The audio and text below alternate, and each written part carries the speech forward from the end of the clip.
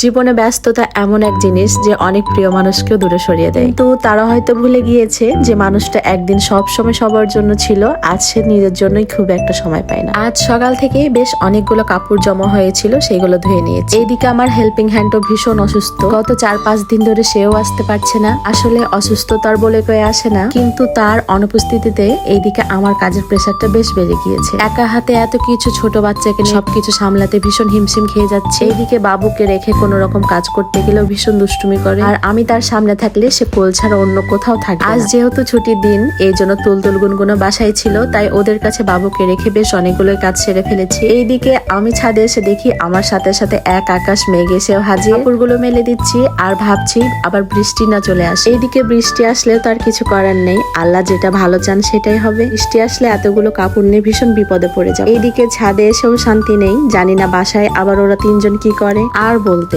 কাপড়গুলো মেলে দিতে একটুখানি দেরি হয়েছে, বাসায় এসেই দেখি আরেকজন আমার জন্য নতুন করে কাজ সাজাচ্ছেন। তিনি সব আকাম করতে সারাদিন ভীষণ ব্যস্ত থাকেন। আকাম করলেও তার কোনো কিছু করার নেই, এখনো তার বোঝার মতো সময় হয়ে ওঠেনি। তবে এসব কিছু করার পর তিনি যেন তেন জায়গায় হাত ধন না। ওনার সবসময় ফিল্টার পানি লাগে, ফিল্টার নিয়ে পড়েছি এক জ্বালাই, কোথায় যে তুলে রাখে এটা। সারাটা দিন পানি ছেড়ে রেখে দেয়। তোমাদের কাছে যদি কোনো আইডিয়া থাকে প্লিজ আমাকে বলো, ভীষণ হেল্প হবে। ওই সব কিছু পরিষ্কার করে এসে রান্না বান্না বসিয়ে দিয়েছি। অনেকদিন থেকে মিক্সড সবজি খাওয়া হচ্ছে না, তাই ভাবলাম আজকে একটা মিক্সড সবজি করি। আর মিক্সড সবজির ক্ষেত্রে আমি ফোড়নে একটু 5 ফোড়ন দেই, এইটাতে স্বাদটাও ভীষণ ভালো আসে। এইদিকে যেই দিনে একটু তাড়াহুড়ো করে কাজ করতে যাব, সেই দিনে নিজের ক্ষতিটা করে ফেলি। বেশ অনেকখানি হাতে ছ্যাঁকা লেগে গিয়েছে, যদিও তাড়াহুড়ো করে একটু পেস্ট লাগিয়ে দিয়েছি, জানি না পরে কি হবে। সবজিটা আগে থেকে সিদ্ধ করে নিয়েছি, এখন শুধু তেলে ফেলে দিলেই হবে। ইদানিং একটা জিনিস ভীষণ খেয়াল করে দেখছি, পেজের রিচ কেন জানি ভীষণ ডাউন হয়ে পড়ছে না, এটার কারণটা কি? তোমাদের সাথে প্রতিদিনের গল্পটাই হয় আমার কাজের থ্রু দিয়ে। চেষ্টা করি তোমাদের সাথে সব সময় ভালো কিছুই শেয়ার করা। জানি না তোমাদের কাছে এটা কতটা ভালো লাগে, তবে যখনই তোমাদের একটা সুন্দর কমেন্ট দেখি, তখনই কেন জানে মনে অনেক বেশি শান্তি আসে। মনে হয় যাক, কষ্টটা বোধহয় সার্থক হলো। এই যে ভিডিওগুলো তোমাদের সাথে শেয়ার করি, এইটার পিছনেও ভীষণ পরিশ্রম থাকে। যাক, এইদিকে তোমাদের সাথে গল্প করতে করতে আমার সবজি রান্নাটাও শেষ, এখন শুধু পরিবেশনের পালা।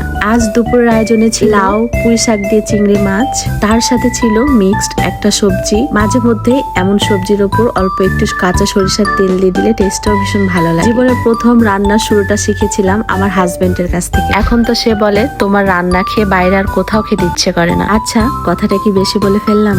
আসলে তোমাদের সাথে ভালো মুহূর্তগুলো শেয়ার করতে আমার ভীষণ ভালো লাগে। তার সাথে করেছিলাম দেশি মুরগির পাতলা ঝোল। যখন খাবারগুলো এইভাবে ইন্ডিয়ান স্টাইলে পরিবেশন করি, তোমাদের ভাইয়া কিন্তু এটা ভীষণ পছন্দ করে, আর সে যখন খেয়ে সুন্দর একটা কমপ্লিমেন্টই দেয়, তখন তো আরো বেশি ভালো লাগে। এই ছিল মোটামুটি আজকে দুপুরের আয়োজন। তোমাদের কেমন লেগেছে অবশ্যই বলে যেও। সকলে ভালো থেকো, আল্লাহ হাফেজ।